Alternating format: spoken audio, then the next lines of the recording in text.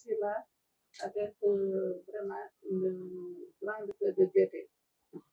Et quand je suis venue au début, j'étais dépourvue par la situation de l'orphelinat et de cœur, cause pour laquelle j'étais descendue au niveau de la capitale pour chercher de quoi aux enfants. J'ai rencontré M. Sek, que j'ai expliqué ma situation et aussitôt m'a mis en rapport avec le DG.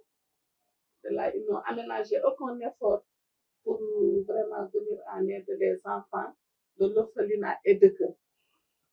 Tout au début, ils ont d'abord donné de la nourriture pour la prise en charge nutritionnelle de ces enfants qui m'a permis de souffler 3 mois sans vraiment de quoi.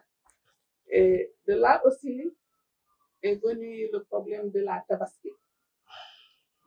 Après la sollicitation, ils n'ont encore même pas aménagé aucun effort aussi pour venir en aide aux enfants. C'est pour ça que j'ai dit que je ne peux pas partir parce que les DG, comme lui, si j'en aurais plus que, ça me ferait plaisir pour la prise en charge de ce orphelinat qui est si loin de la capitale. C'est ce qui m'a fait venir au niveau de la capitale. Je sais qu'ils ont des trucs de social, mais ils ont participé à vulgariser aussi l'existence de l'orphelinat. C'est pour ça que moi aussi je dois faire une visibilité sur leurs actions. Et ils ne se sont pas limités aussi seulement à cela. Ils m'ont aussi fait le début et le début et les plans de la construction du futur de l'orphelinat et de Tamba. C'est la prise en charge de 45 enfants, cas externes et cas internes de l'orphelinat. Les gens croyant que l'orphelinat vraiment est baigné dans une grande, vraiment, dans un grand revenu. Et eux aussi, quand ils m'ont donné ça, j'ai pris la prise en charge aussi des cas internes et externes, des filles, des garçons, des chaussures et tout ça. Je pense que l'opportunité aussi nous est donnée de remercier la directrice d'Éducare ici présente, qui a eu à nous saisir par rapport à des difficultés vécues au sein de l'orphelinat qu'elle gère. Je pense que notre mission, quand même, c'est de faire du transport ferroviaire. Mais comme toute entreprise, il y a une dimension sociale qu'il faut intégrer.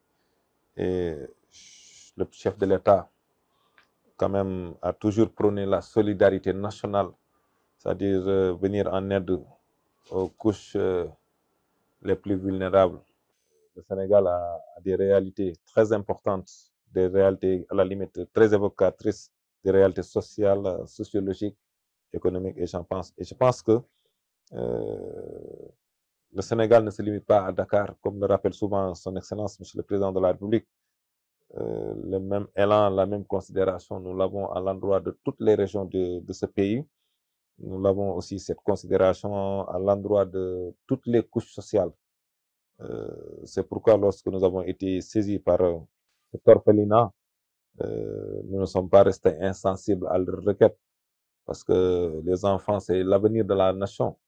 Les enfants, ce sont sur eux que nous devons compter pour que l'héritage soit bien géré à l'avenir. À côté de cette question relative à la mobilité, nous avons pensé devoir aussi intégrer le volet social.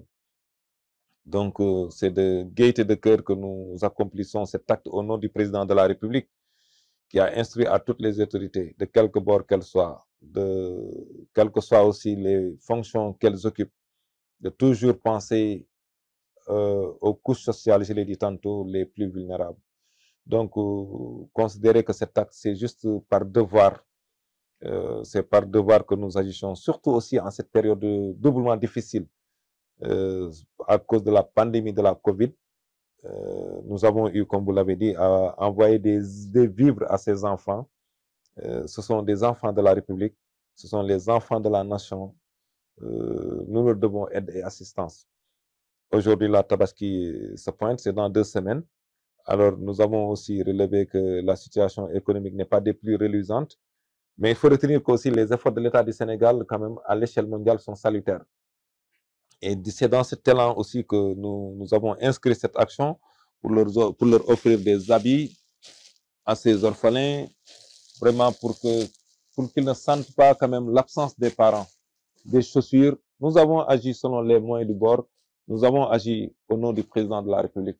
C'est pourquoi il faut demander à ces enfants de prier pour le président de la République, prier pour l'État du Sénégal, afin que nous puissions atteindre les objectifs de développement sur tous les plans. Parce qu'en réalité, tout ce que nous sommes en train de bâtir, de construire, c'est dans leur intérêt. Aujourd'hui, le chemin de fer, dans sa première phase, va concerner cette région du Sénégal. Je parle du projet de relance au niveau des grands trains du Sénégal. Mais dans la deuxième phase aussi, Tamba, qui est une ville de chemin de fer aussi, sera prise en compte. Peut-être que si les trains continuent à circuler, on aurait pu penser à d'autres actions. Mais avec le temps, quand même, nous avons bon espoir. Le président ayant inscrit le Sénégal sur les rails du développement, ce sont eux qui en seront bénéficiaires. Qu'ils n'oublient jamais qu'il y a un président, en la personne de son Excellence M. Macky Sall, qui a amorcé un processus de développement très important et que l'histoire a retenu son nom, mais que ce travail, c'est pour eux d'abord. Ce travail, c'est pour les enfants de la République.